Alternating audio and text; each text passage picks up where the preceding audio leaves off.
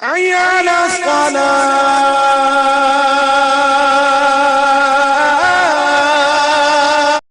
اور جب فرشتوں کی طرف نسبت کی جائے تو فرشتوں کی طرف نسبت بھی دعا کے معنی میں ہے.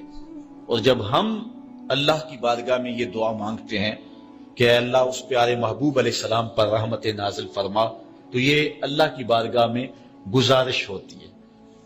اسی لیے علماء نے کہا کہ درود ایک ایسا وظیفہ ہے جو کسی صورت میں رد نہیں ہوتا.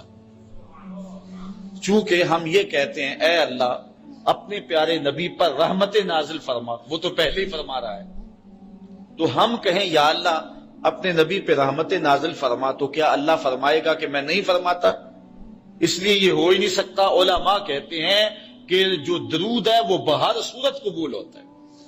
اس لیے حضرت عمر رضی اللہ تعالیٰ عنہ فرماتے ہیں کہ دعا کو درود کے ساتھ جوڑ لو، درود تو قبول ہونا ہی ہونا ہے، تمہاری دعا بھی قبول ہو جائے گی. چونکہ اللہ تعالیٰ جل شانہ کی یہ شان نہیں ہے کہ بعض کو قبول کر لے اور بعض کو ترک کر دے.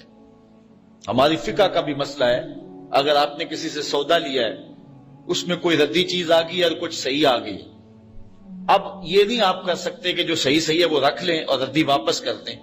یا تو وہ صحیح کے ساتھ ردی بھی قبول کرنا پڑے گی، اور یا پھر جو ہے وہ صحیح بھی واپس کرنا پڑے گی. یہ نہیں ہوگا کہ مرضی کی رکھ لی اور مرضی کی واپس کر لی، یا سارا سودا قبول کرنا پڑے گا یا سارا سودا واپس کرنا پڑے گا. تو اللہ تعالیٰ جل شانہ کے حضور جب درود کے ساتھ دعا مانگی جائے تو پھر اللہ تعالیٰ جل شانہ اس دعا کو چھانٹ کے الگ نہیں کرتا کہ میں نے یہ نہیں قبول کرنی. درود کے ساتھ جو مانگی ہوئی دعا ہے اللہ وہ بھی مستجاب فرما لیتا ہے، وہ بھی قبول فرما لیتا ہے. درود پاک وہ بابرکت عمل ہے کہ جو اہل ایمان کو تعلیم دیا گیا. علماء نے لکھا کہ زندگی میں ایک مرتبہ درود شریف پڑھنا فرض ہے، اور جب حضور علیہ السلام کا نام لیا جائے اس وقت درود پڑھنا واجب ہے. اس کے علاوہ بھی وجوب کے اور بہت سارے مقامات علماء نے بیان کیے، اور نمایاں 40 مقامات علماء نے بیان کیے جہاں درود شریف پڑھنا مستحب ہے. لیکن بعض مقامات پہ درود شریف پڑھنا مکروہ بھی ہے، جس طرح باتھ روم اور اس قبیل کے اور مقامات اور جگہ اور جو ہے وہ احوال ایسے ہیں جہاں درود شریف نہیں پڑھا جائے گا.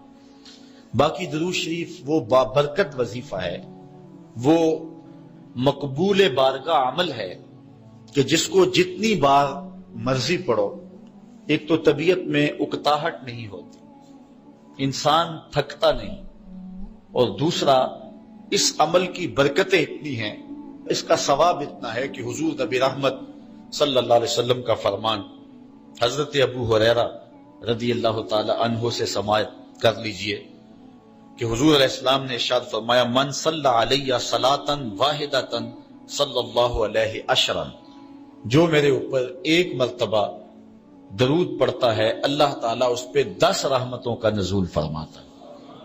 یہ اس بابرکت وظیفے کا نتیجہ ہے جو بندہ مومن کو نصیب کر دیا جاتا ہے.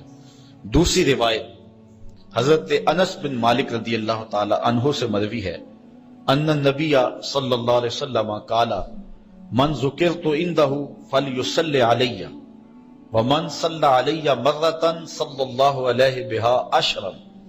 حضور نے فرمایا کہ جس شخص کے سامنے میرا ذکر کیا جائے اس کو میرے پہ درود پڑھنا چاہیے، اس لیے کہ جس نے میرے اوپر ایک مرتبہ درود پڑھا اللہ تعالیٰ اس پہ 10 رحمتیں نازل فرماتا.